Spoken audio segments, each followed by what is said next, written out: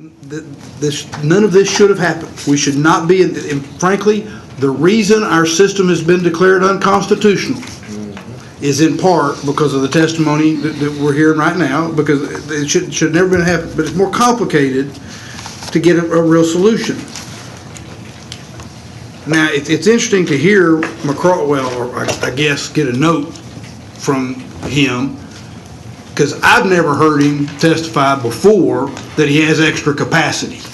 At the border. You know, I never have heard that law enforcement has additional capacity, so that what we could do is just send out law enforcement.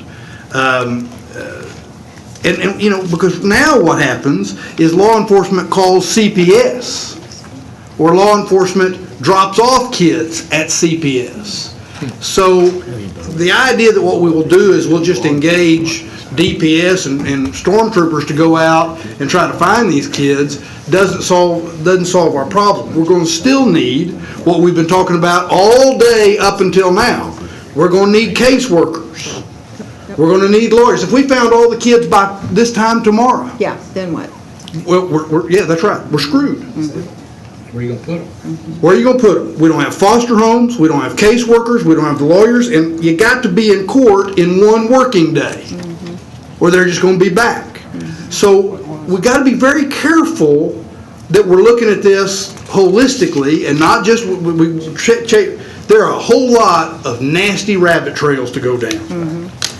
And I will tell you, with all due respect, I don't think just hiring a bunch of special investigators gets us there. It's not a forensic problem.